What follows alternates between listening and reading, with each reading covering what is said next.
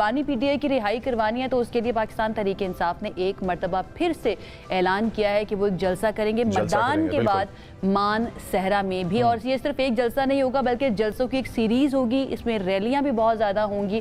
और मान सहरा का जलसा यानी कि आज 6 मई का ये जलसा जो है ना, इसके बारे में कहा यह जा रहा है कि ये बहुत बड़ा होगा और इसकी तैयारियां भी मुकम्मल कर दी गई हैं। जलसे की तैयारियां भी मुकम्मल कर दी गई हैं। खैबर पख्तूनख्वा जो कि है वो एक हीट की पोजीशन में रहता है यूजुअली। अच्छा, हमारे पास इस टाइम पे मौजूद हैं शफकत अयाज साहब। एक चीज बता दें कि केपीके के अंदर इस वक्त जो है ना कलम छोड़ हड़ताल का ऐलान किया गया है गवर्नमेंट की तरफ से, जो खैबर पख्तूनख्वा की है। जी, हमारे साथ कौन मौजूद है? शफकत अयाज साहब SACM KP हैं हमारे पास, और हम इनसे जाके डायरेक्ट इन क्वेश्चंस का आंसर लेते हैं। बिकॉज आई थिंक कि जितना हम लोग इस चीज़ में डेल्व डीप करेंगे हमें ये पता चलेगा कि फ्रैक्चर बढ़ता चला जा रहा है। और PTI जो कि है वो एक पार्टी एक टाइम पे बहुत पॉपुलर, हर किसी के दिल के करीब रह चुकी हुई पार्टी में से। तो मर्दान कहते वो ये है कि अभी भी वैसे सबके दिल के करीब है, लेकिन जान लेते हैं उनसे। मर्दान के बाद मान सहरा जलसा होने जा रहा है, ये पावर शो सिर्फ होगा शफकत अयाज साहब, या फिर कोई वाज़ेह स्ट्रैटेजी भी बनाई गई है पार्टी की तरफ से? CM साहब जो है वो हर डिस्ट्रिक्ट हर डिवीजन जा रहे हैं, लोगों को मोटिवेट कर रहे हैं, वर्कर्स को मोटिवेट कर रहे हैं, वहां पे जो है ऐलानात भी कर रहे हैं गवर्नेंस के हवाले से। वहाँ पे जो काम होते हैं उनको भी करना होता है, साथ में तहरीक भी चलानी है। तो ये उसी का तसलसल है, हम इसको आगे भी लेकर जाएंगे। कोशिश हमारी यही रहेगी कि हम पूरे पाकिस्तान से और खासकर खैबर पख्तूनख्वा से लोगों को मोटिवेट करें ताकि इमरान खान की रिहाई के लिए हम भरपूर चलें। इसी लाइट में ये भी थोड़ा सा बताते चलें कि जो खबरें हैं कि पार्टी की जो जिम्मेदारी है महमूद खान अचकज़ई साहब को दी जा रही है, क्या ये दुरुस्त है? देखिए, महमूद खान साहब जो है वो आपको पता है कि ठीक है, वो हमारी ही तरफ से पोजीशन लीडर है, लेकिन इसका ये मतलब नहीं है कि उसके अपनी पार्टी और हमारी पार्टी में वो मर्ज हो चुके हैं। उनकी लायंस है हमारे साथ, लेकिन ये मतलब नहीं है कि वो हमारे हर पॉलिटिकल गैदरिंग में जो है वो शामिल हो, जरूरी नहीं है।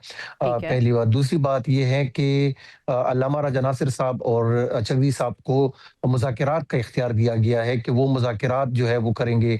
वो जो स्ट्रीट मूवमेंट है वो सुहेल अफरीदी साहब को बताया गया है, और चूंकि ये तमाम लोग जो लीडरशिप में ये और पॉलिटिकल कमेटी में जो लोग हैं, ये इनका मुश्तरका फैसला होता है कि उन्होंने आगे कैसे इस चीज को लेकर चलना है। एक जगह पे हो सकता है कि सुहेल अफरीदी साहब जो है वो एग्रेसिव मूड में हो, तो पॉलिटिकल कमेटी जो है वो फैसला करती है कि नहीं, हमने किस तरफ चलना है और कैसे चलना है। जो CM है वो अग्रेसिव होंगे या लीनियंट होंगे, वो तो तब होंगे ना जब वो सीट पर रहेंगे। खबरें तो ये भी आ रही हैं कि शायद उनकी अपनी सीट जो है वो भी खतरे में पड़ चुकी है। तो इसके अंदर क्या वाकई कोई हकीकत है, कोई ऐसा प्लानिंग चल रही है पार्टी के अंदर कि कुछ तब्दीली हो जाए लीडरशिप की? पहली बात तो ये कि देखिए, अगर किसी ने चेंजेस करनी है तो वो चेयरमैन इमरान खान साहब हैं, और आपको पता है कि इमरान खान साहब से इस वक्त किसी की मुलाकात नहीं हो रही। और लास्ट टाइम जो सलमान सफदर साहब गए थे तो उन्होंने खुद जो है सुहेल अफरीदी साहब की 3 दफा जिक्र करके उनकी तारीफ की है कि सुहेल अफरीदी जिस तरह चल रहे हैं बेहतरीन चल रहे हैं, और ये इंतखाब हमारा नहीं है, किसी वर्कर का नहीं है, किसी लीडर का नहीं है, सिवाय इमरान खान साहब का।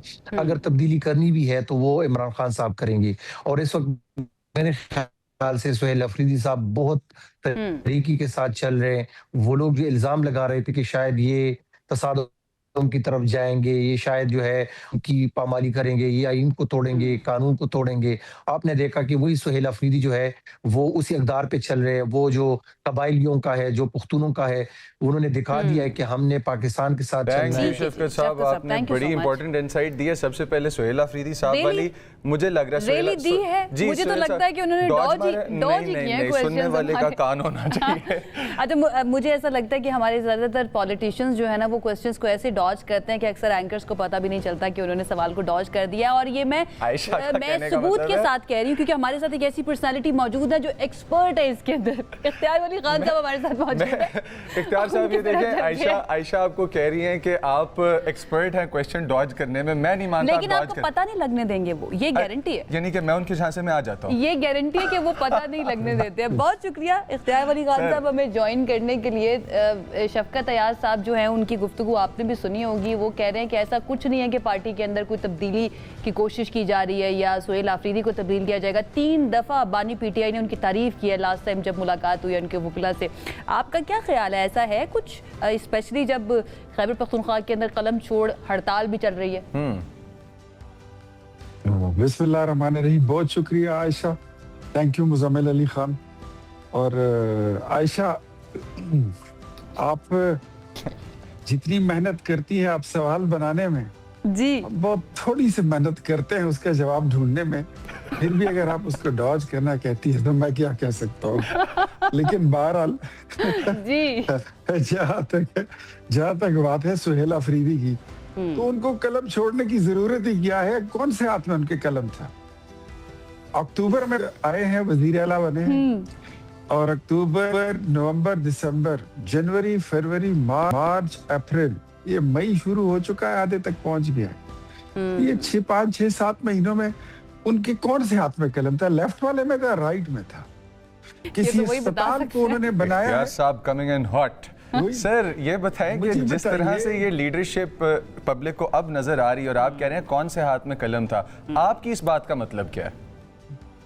मेरे हाथ में मेरे मतलब यह है कहने का कि खैबर पख्तूनख्वा गुज़श्ता 14 साल से कलम छोड़ हड़ताल पर है। वहां पर स्कूल बंद हो रहे हैं तो कलम छूट ही गया है। वहां बात पर है 34 यूनिवर्सिटियों में अगर 18 यूनिवर्सिटियां इस वक्त दिवालिया हो चुकी हैं तो कलम आप छोड़ चुके हैं। अगर वहां पर अमन और अमान नहीं है तो मींस के आपने कलम जो एक एग्जीक्यूटिव के हाथ में होता है वो आपने छोड़ दिया है, वह उसकी आपने नो की तोड़ दी है। अगर वहां पर आप स्मगलरों की सरपरस्ती करते हैं, जो मनशियात की स्मगलिंग करते हैं, तो इसका मतलब है कि जो चीफ एग्जीक्यूटिव है सूबे का, उसने अपना कलम कहीं बेच दिया है या तोड़ दिया है या कहीं गिरवी रखवा दिया है। और ऐसे लोगों के हाथ के जहां पर स्मगलिंग का दौर दौरा है, जहां पर अस्पताल बर्बाद हो चुके हैं, जहां पर स्कूल नहीं बन रहे, जहां पर पुराने स्कूलों की दीवारें गिर चुकी हैं, वहां पर असातिज़ा नहीं है, वहां पर पीने का पानी नहीं है, जानवर और बच्चे और इंसान एक घाट पर पानी पीने पर मजबूर हैं। वरना मैं आपको यूनियन काउंसिल बता देता हूँ, वर्षंड में चले जाएं, चलिए देख लीजिए, ये करक का एक यूनियन काउंसिल है। आप मैसा में चले जाइए, आप चले जाइए, ये जुनूबी अजला में आपको अगर इन्होंने ये 14 साल में कोई एक नया अस्पताल दिखा दिया, मैं आपको कल से टीवी पर नहीं दिखाई दूंगा। कोई एक नया स्कूल बता दे, कोई कॉलेज बता दे, कोई यूनिवर्सिटी बता दे, वो पुरानी बंद हो रही हैं। कोहिस्तान जैसे स्कैंडल रोज निकलते हैं। एक सूबाई वजीर वो अपने भाई को 31 करोड़ रुपए का ठेका देता है और इसके 31 कॉम्पिटिटर्स को with a one stroke of pen fire कर देता है और अपने भाई को वो ठेका दे देता है। मुझे बताइए कहाँ है कलम? अच्छा, बात यह है ना इख्तियार वली खान साहब, जब टीवी के ऊपर आकर हमें ये सारी बातें नजर आती हैं और इस बात से आपके मुत्तफिक के खैबर पख्तूनख्वा के अंदर उस तरह से काम नजर नहीं आता है जिस तरह से बाकी सूबों के अंदर किया गया, जैसे पंजाब में किया गया। अब कराची में कुछ किया गया लेकिन पंजाब की हद तक तो नहीं किया गया, और यही शिकवा है, चाहे आप सिंध के लोगों से बात कर ले, आप केपी के लोगों से बात कर ले, आप बलूचिस्तान के लोगों से बात कर ले, आपका खुद खैबर पख्तूनख्वा से ताल्लुक है, वो ये बात करते हैं कि भाई पंजाब जो है वो सारा हमारा जो बजट है वो ले जाता है और हमारे सूबों के पास कुछ नहीं बचता। यही शिकवा खैबर पख्तूनख्वा की हुकूमत भी कर रही है कि एनएफसी अवार्ड में उनका हिस्सा जो है ना वो सही नहीं रखा जा रहा है और उनके साथ ज्यादती की जा रही है। नहीं, ये गलत बात है। एनएफसी अवार्ड जो है उसकी तो एनएफसी पर ये सारे चारों सूबों जो है ना उसने इत्तेफाक किया था और उसके हिसाब से जब भी पैसे फंड तकसीम होते हैं उसी फार्मूले से जाते हैं। हाँ, आप सूबों का हिस्सा बढ़ाना चाहते हैं तो ये एक नई बात है, अगर आप कोई नया फार्मूला बनाना चाहते हैं तो ये एक नई बात है। पुराने फार्मूले के तहत तो चीजें उसी तरह चल रही हैं जैसे हैं। लेकिन मेरे ख्याल में अगर आप ये कहें कि पंजाब को फंड ज्यादा मिल रहे तो पंजाब फंड जनरेट भी ज्यादा करता है, पंजाब इनकम भी ज्यादा करता है। पंजाब एक दो पंजाब जरा एक जुमला सुन लीजिए, आपको मजा आएगा। जी प्लीज प्लीज। पंजाब जो है वो कमाओ पुत्र है और खैबर पख्तूनख्वा जो है वो एक लोफर पुत्र है। इसको आप जितने भी पैसे दे दें, इन्होंने दीवारों पे लिखना है 800 चोर, अच्छा देखिए ये इन्होंने भी कब्रों तो पे ये भी तो लिखना है ज्यादती है ना आपसे इख्तियार साहब। देखिए खैबर पख्तूनख्वा हो ये गया, काम करना है। बलूचिस्तान हो गया, इनको तो विरसे के अंदर दहशतगर्दी मिली है। और ये सिर्फ 14 साल का मामला नहीं, उससे पहले से भी यहाँ पर दहशतगर्दी के वाकयात इसी तरह से होते आए हैं। तो इस मामले में तो उनको फिर ये समझा जाए ना कि उनके साथ ज्यादती हुई है, कि उनको दहशतगर्दी जब विरसे में मिलेगी तो डेफिनेटली उन्होंने एक जंग वहां पर भी लड़नी है, फिर एक जंग सियासी तौर पर भी लड़नी है। करप्शन और इन सब चीजों की बात एक तरफ, लेकिन वो चीज तो वहां पर मौजूद है, वो सच तो वहां पर मौजूद है ना। दहशतगर्दी के मुतालिक जब भी इनको आप इजलास में बुलाएं ये आते नहीं है। दहशतगर्दी के मुतालिक आप इनको पॉलिसी बनाने के लिए कहें, ये आपको पॉलिसी बना के देते नहीं है।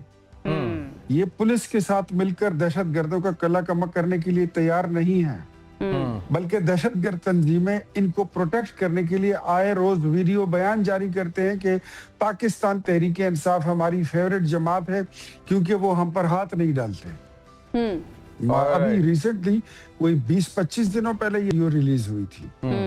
एंड ये कोई लगी लिपटी बात नहीं है जी, ये बिल्कुल खुली बात है कि फितना अल खवारिज, पाकिस्तान तहरीक इंसाफ और पीटीएम पीटीआई ये सब एक ही ताली के छठे बटे लोग हैं। और ये इख्तियार एक साहब ही आज एजेंडे पर आपके ये चलते जो हैं। आंसर्स थे वरना ना, ये मुझे लग रहा है कि आयशा भी एक्सेप्ट करेगी, काफी डायरेक्ट थे, यहाँ पे डॉज नहीं किया इख्तियार साहब ने आज मेरी के दिन में। कोशिश जो है ना एटलीस्ट कामयाब हो गई है। इख्तियार साहब आ मैं गए। बताता हूँ जी। आज आयशा चाहती ये थी कि मैं कोई लगी लिपटी ना करूं, मैं ओपनली बात करूं। ये अब चीज- आखिरी बात सुन लीजिए, ये आखिरी बात सुन चीज लीजिए। Thank you so much. 704 अरब रुपया हमने इनको दिया है